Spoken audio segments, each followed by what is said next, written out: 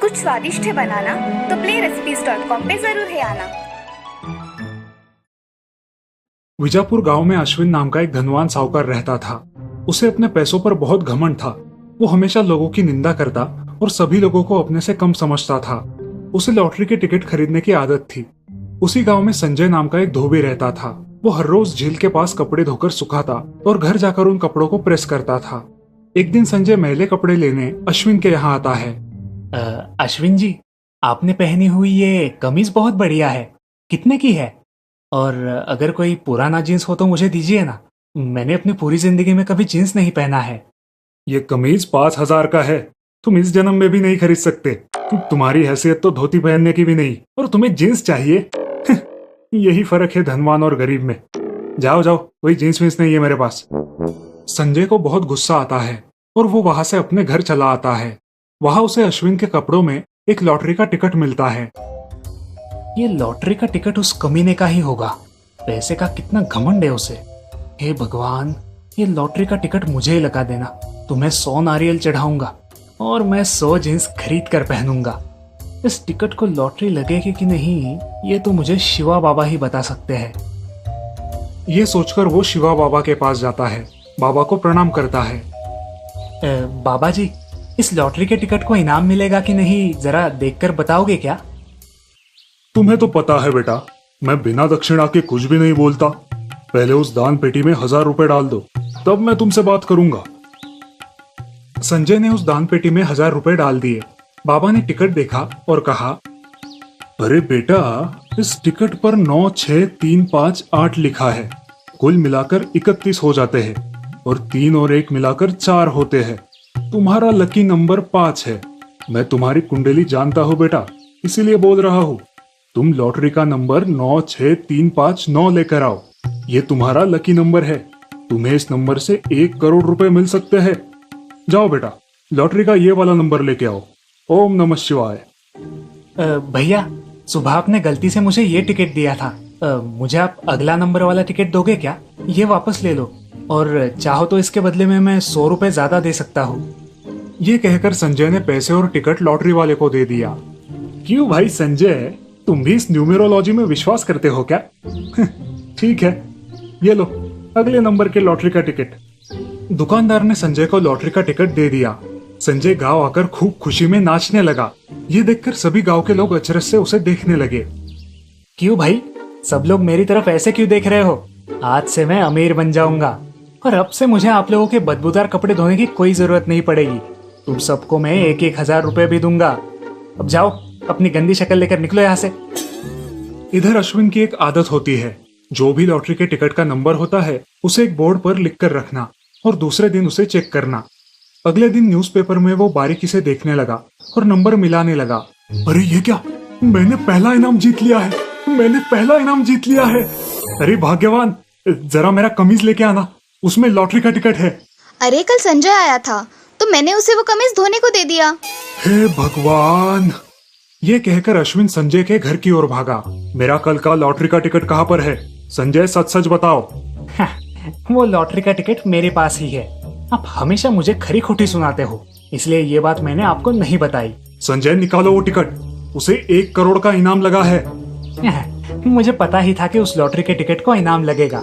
बाबा ने कहा था। मगर आप मुझे उसमें से क्या दोगे? मैं तो गरीब हूँ। ठीक है, मैं तुम्हें लॉटरी का आधा हिस्सा दे दूंगा, मगर मेरे कपड़े भी तुम्हें ही धोने पड़ेंगे। हाँ अश्विन जी, मैं सिर्फ आप ही की कमीज धोऊंगा और किसी की कमीज नहीं धोऊंगा। ये लीजिए आपका लॉटरी का टिकट। 9, 6, 3, 5, 9। ये तो मेरा टिकट नहीं है। आपने सही पकड़ा है साहब, ये वो वाला टिकट नहीं है।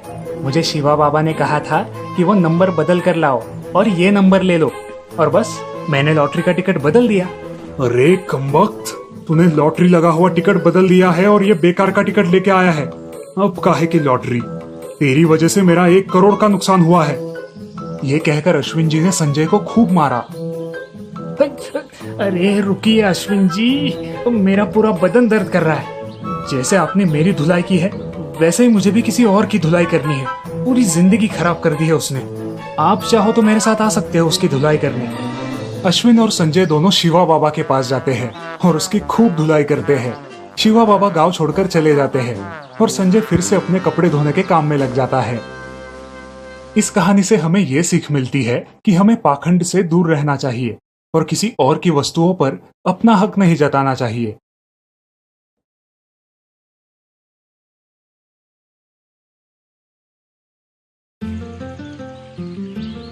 मुकेश गोलेवाला श्रीरामपुर में सबका चहीता था। बच्चे, बूढ़े, जवान सभी उसके आने का इंतजार किया करते थे। माँ, मुकेश काका कब आएंगे? अभी समय है, आ जाएंगे। और जैसे ही मुकेश गांव आता तो सारे बच्चे उसकी ओर भागने लगते। मुझे लाल गोला चाहिए। मुझे पीला। मुझे हरा। काका मुझे लाल और हरा दोनों चाहिए। अभी देता हूँ, ये लो। मुकेश हंसते खेलते सभी बच्चों को गोले खिलाया करता था। रोज सुबह मुकेश आइस फैक्ट्री जाता था। अरे लल्लन भैया, आज मुझे अपना वही फिल्टर किए हुए पानी वाला 10 किलो बर्फ दे दो। हाँ हाँ, दे देता हूँ, लाओ 100 रुपए। क्या भैया, हर दिन दाम बढ़ाते ही रहते हो। अब मैं क्या करूँ, महंगाई इतनी बढ़ गई है और पानी फिल्टर करने में भी बहुत खर्चा आता है। तुझे कितनी बार बोला है कि सस्ता वाला बिना फिल्टर किए हुए पानी का बर्फ ले ले, लेकिन तू मानता ही नहीं। नहीं भाई, चाहे मैं कम कमाऊं, लेकिन ग्राहकों की सेहत अच्छी रहना जरूरी है। अब तेरी मर्जी। मुकेश लल्लन को 100 रुपए दे देता है और 10 किलो फिल्टर किए हुए पानी का ही बर्फ खरीद लेता है। अब वहां से मुकेश गांव में गोला बेचने निकल पड़ता है। वो गांव में अलग अलग जगह रुककर गोले बेचा करता था, लेकिन जहां भी वो रुकता लोग उसकी ओर दौड़े चले आते थे। कभी कभार मुकेश अपने बेटे विनोद को भी अपने साथ गोला बेचने ले जाया करता था। समय बीता गया और मुकेश बूढ़ा हो गया और अब हर दिन मुकेश और विनोद साथ ही गोला बेचते थे, क्योंकि मुकेश में गोले की गाड़ी ढकेलने की ताकत नहीं रही थी। अब लगता है कुछ दिनों में तुम्हें अकेले ही ये व्यापार संभालना होगा। बाबा, मैं तो कब से आपसे कह रहा हूँ कि आप थोड़ा आराम कर लो। अब आज का एक दिन और तुम्हारे साथ रहूंगा, फिर तुम ही संभालो। वो दोनों आइस फैक्ट्री गए और वहां से बर्फ खरीदा और फिर रोज की तरह गोला बेचने निकल पड़े। मुझे एक नारंगी गोला दो। एक काला खट्टा शरबत बना दो। दिन भर घूम घूम कर थक हार के दोनों घर पहुंच गए। कल से तुम अकेले जाओगे, सब अच्छे से संभालना। हाँ बाबा, इतने दिनों से तो सीख रहा हूँ, सब संभाल लूंगा। ठीक है। अगले दिन विनोद अकेले ही गोले की गाड़ी लेकर निकल पड़ा। वो पहले आइस फैक्ट्री पहुंचा, वहां से बर्फ खरीदी और फिर गांव की ओर निकल पड़ा। उसका दिन आम दिन की तरह ही था। अगले दिन वो वापस आइस फैक्ट्री पहुंचा। मतलब अब तुमने काम संभाल ही लिया? हाँ काका, अब बाबा को आराम की जरूरत है। वो तो है। अच्छा, तेरे बाबा को समझा समझा के थक गया, लेकिन वो नहीं माना। क्या काका? यही कि सस्ता बिना फिल्टर वाले पानी का बर्फ ले, मुनाफा ज्यादा होगा। लेकिन वो ठहरा ईमानदार। मेरी बातें उसके कानों तक ही नहीं पहुंची। अच्छा, सस्ता वाला बर्फ कितने का है? 5 रुपए किलो। मतलब दुगना मुनाफा। हाँ, यही तो समझा रहा था उसे। ठीक है काका, आज आप मुझे वही बर्फ दीजिए। विनोद ने सस्ता वाला बिना फिल्टर किए हुए पानी का बर्फ खरीद लिया। रोज की तरह वो गांव में गोले बेचने निकल पड़ा। बच्चे, जवान, बूढ़े सभी ने गोले और शरबत खरीदी। विनोद खुश था क्योंकि उसका मुनाफा दुगना हो चुका था। यह सिलसिला कई दिनों तक चलता रहा। फिर एक दिन एक फूड इंस्पेक्टर विनोद के गाड़ी के पास आया। उसने 2 गोले खरीदे और अपनी कार में जाकर उनका टेस्ट करने लगा। इंस्पेक्टर ने उस बर्फ के पानी में बहुत सारी अशुद्धियां पाई। उसे उसमें कुछ बीमारी फैलाने वाले बैक्टीरिया भी नजर आए। फिर उस कार से इंस्पेक्टर के साथ 2-3 पुलिस वाले उतरे। उन्होंने विनोद को गिरफ्तार कर लिया। साहब मेरी क्या गलती है? दूषित और बिना फिल्टर किया हुआ पानी इस्तेमाल करता है, लोगों की सेहत से खिलवाड़ करता है और पूछता है मेरी क्या गलती। पुलिस वालों ने विनोद को जेल में डाल दिया और वो फूट फूट कर रोने लगा। विनोद को समझ आ गया था कि क्यों उसके बाबा महंगा और फिल्टर किए हुए पानी का ही बर्फ खरीदते थे। दुगने मुनाफे के लालच में उसे सजा हो गई। इसीलिए लालच से दूर रहना ही भला है।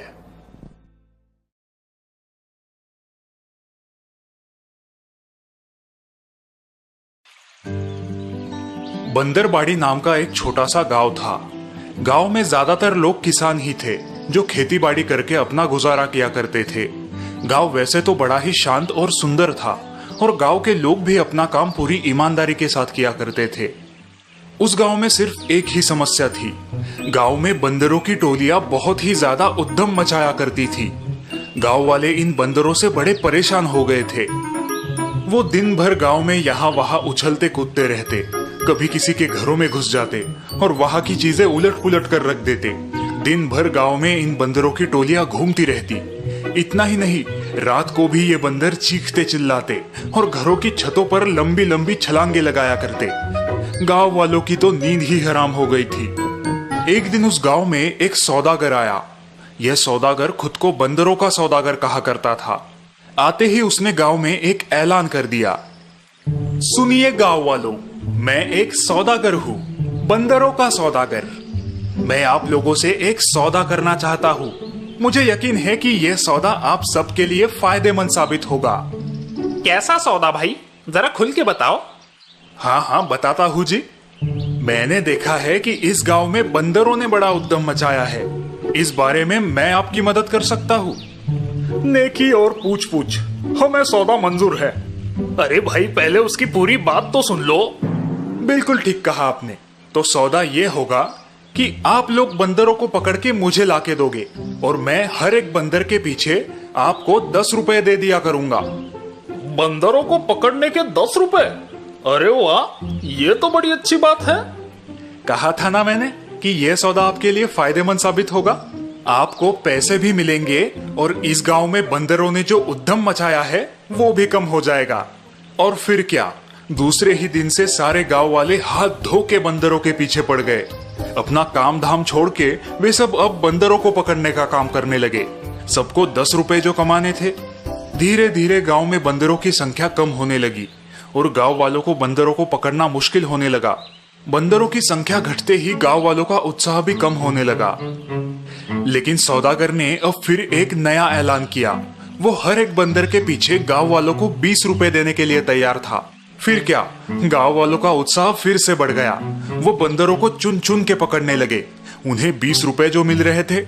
लेकिन आखिरकार गांव के सारे बंदर अब पकड़े जा चुके थे। गांव में एक भी बंदर अब ढूंढने से भी ना मिलता था।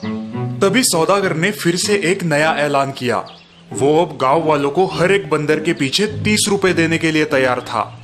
अब गांव वाले 30 रुपए की लालच में आकर जंगल में जाकर बंदरों को पकड़ने लगे। लेकिन थोड़े ही दिनों में जंगल के बंदर भी साफ हो गए। सौदागर ने अपना दाम फिर से बढ़ाया। वो अब हर एक बंदर के पीछे 50 रुपए देने के लिए तैयार था।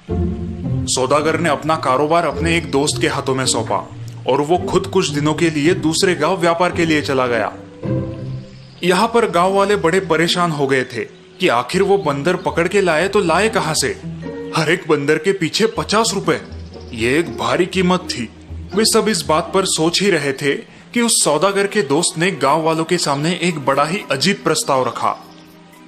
सुनिए गांव वालों, आप सभी मुझसे 40 रुपए में बंदर खरीद लीजिए और सौदागर के लौटते ही उसे वही बंदर 50 रुपए में बेच दीजिए। इससे आपका फायदा भी होगा और आपको बंदरों को पकड़ने की झिक-झिक भी नहीं करनी पड़ेगी। क्यों, ठीक कह रहा हूं ना? यह सौदा अजीब तो था लेकिन फायदेमंद था। सभी गांव वाले अब बंदरों को खरीदने के लिए दौड़ पड़े। सभी लोग ज्यादा से ज्यादा बंदर खरीदना चाहते थे ताकि आगे जाके उन्हें ज्यादा मुनाफा मिले। बंदरों के खरीदने की बोली पर अब गांव में झगड़े भी होने लगे। बंदरबाड़ी का वातावरण अब ईर्ष्या और झगड़े से प्रदूषित हो गया था। जल्द ही वो सारे बंदर लोगों ने खरीद लिए और वे सौदागर के लौटने का इंतजार करने लगे। उसी रात सौदागर के दोस्त ने अपना सारा सामान समेट लिया और वो उस गांव को छोड़ के चला गया। उस दिन के बाद ना ही वो सौदागर उस गांव में लौट के आया और ना ही उसका वो दोस्त। गांव वालों को अपनी गलती का एहसास बड़ी देरी से हुआ। सौदागर और उसके दोस्त ने मिलके बंदरबाड़ी के गांव वालों को चूना लगाया था। उन दोनों ने बड़ी चालाकी से वही बंदर गांव वालों को बेच दिए थे जिनसे वे छुटकारा पाना चाहते थे। बंदरबाड़ी में अब लोग कम और बंदर ज्यादा दिखाई देते थे। आखिर यूं ही उस गांव का नाम बंदरबाड़ी थोड़ी ही ना पड़ा है। पता नहीं वो सौदागर और उसका दोस्त अब कहां पर है।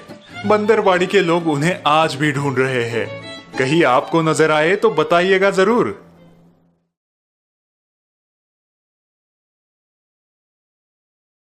आइए आइए, भोला की मशहूर पानी पूरी खाइए, खट्टी मीठी तीखी। आइए आइए आइए, भोला की मशहूर। ये है भोला पानीपुरी वाला, जिसका गांव में एक पानीपुरी का ठेला है, जिसमें हमेशा यही विज्ञापन बजते रहता है। शाम के वक्त भोला के ठेले पर बहुत भीड़ रहती है। भैया मुझे तीखी, मुझे मीडियम और मुझे मीठी। भोला सभी ग्राहकों को उनकी इच्छा अनुसार पानीपुरी खिलाया करता था। रात को 9 बजे भोला अपना ठेला बंद किया करता था और वही बैठकर दिन की कमाई का हिसाब लगाया करता था। आज बिकी 100 प्लेटें पानीपुरी, मतलब आज की कमाई हुई 1000 रुपए और खर्चा हुआ 300 रुपए। दिन ब दिन अपनी बढ़ती कमाई देखकर भोला बहुत खुश था। हर बीते दिन के साथ भोला का व्यापार बढ़ता ही जा रहा था। अब वो अकेला इतने सारे ग्राहकों को नहीं संभाल सकता था। भैया मुझे तीखा। मुझे भी तीखा। मुझे भी। अब भोला को लगने लगा कि उसे कोई सहायक रख लेना चाहिए। अगले दिन जब भोला अपना ठेला लगा रहा था तो उसका दोस्त कृष्णा उसके पास आया। तो भाई भोला, क्या हालचाल है? एकदम बढ़िया, तू बता। बस वही काम ढूंढ रहा हूँ। बहुत सही समय पर आया है तू। मैं अपनी मदद के लिए एक सहायक ढूंढ रहा हूँ। अरे वाह, तो मैं हूँ ना तेरा सहायक। भोला को अपना सहायक मिल गया और कृष्णा को अपनी नौकरी। उसी दिन से कृष्णा भोला की मदद करने लगा। अब जब भी भीड़ होती तो भोला को कोई परेशानी नहीं होती, क्योंकि कृष्णा उसकी मदद किया करता था। वे दोनों सारा काम साथ में करने लगे और हमेशा की तरह आज भी ठेला बंद करने के बाद भोला हिसाब लगाने लगा। आज कुल 180 प्लेटें पानीपुरी बिकी, मतलब 1800 रुपए। खर्चा हुआ 400 रुपए, पूरे 1400 रुपए का मुनाफा। अच्छा है, ये लो भाई कृष्णा, तुम्हारे 300 रुपए। अगले कुछ दिनों तक कृष्णा ने भोला के साथ काम किया और भोला उसे उसकी मजदूरी दे दिया करता था। पर भोला का मुनाफा देखकर कृष्णा को जलन होने लगी। एक सुबह कृष्णा हिसाब करने बैठा। एक दिन के 300 रुपए, पिछले एक महीने में मैंने 9000 रुपए कमाए हैं। ये तो ठीक है, लेकिन भोला रोज का 1200 रुपया मुनाफा कमाता है। इस हिसाब से वो 36,000 रुपए कमाता है। बाप रे, ये तो बहुत ही ज्यादा है। कृष्णा सोचने लगा कि कैसे वो भी भोला की तरह ज्यादा पैसे कमाए। अगर मैं भी पानीपुरी का ठेला लगाऊं तो? और बस तब से कृष्णा भोला के पीछे लग गया। भाई, ये ठेला लगाने में तो बहुत ज्यादा पैसे लगे होंगे ना? तुमने इतने सारे पैसे कहाँ से लाए? ज्यादा नहीं, बस 3000 लगे थे और उसके लिए मैंने अपनी माँ के कंगन गिरवी रखे थे। भोला कृष्णा को अपना दोस्त समझकर सब कुछ बताता रहा। अगले दिन, भाई मैं सोच रहा हूँ अगर तुम मुझे सामान कहाँ मिलता है ये बता देते तो रोज मैं सामान ले आता, तुम्हारा भार कम हो जाता। हाँ क्यों नहीं कृष्णा। भोला को कृष्णा पर पूरा विश्वास था। भोला उसे अपने साथ बाजार ले गया और उसे सब दुकानें बताई जहां से वो सामान खरीदता था। कुछ दिन बाद, अब मुझे हर चीज पता है और मेरे पास पैसे भी है। यही सही समय है अपना ठेला डालने का। और अगले दिन भोला के बगल में एक और पानीपुरी की गाड़ी खुली। कृष्णा की मजेदार पानीपुरी, आइए चखिए, नए जमाने की नई पानीपुरी। कृष्णा का ठेला देखकर भोला दंग रह गया। तूने मेरे साथ धोखा किया? मैंने कोई धोखा नहीं किया, ये दुनिया का दस्तूर है। चेला कभी ना कभी गुरु पर भारी पड़ता ही है। मैं ही मूर्ख था जो तुझे अपना दोस्त समझ बैठा था। अब गांव में एक साथ 2-2 विज्ञापन सुनाई देने लगे। आइए आइए, भोला की मशहूर पानीपुरी खाइए, खट्टी मीठी तीखी। आइए आइए आइए, कृष्णा की मजेदार पानीपुरी, आइए चखिए, नए जमाने की नई पानीपुरी। और इस वजह से भोला के ग्राहक भी कम हो गए। उसके आधे ग्राहक कृष्णा के ठेले पर जाने लगे। मुझे तीखी चाहिए। इतनी बस या और तीखी? और बेचारा भोला ऐसी परिस्थिति में था कि वो कुछ नहीं कर सकता था, क्योंकि भोला ने खुद आस्तीन में सांप पाला था।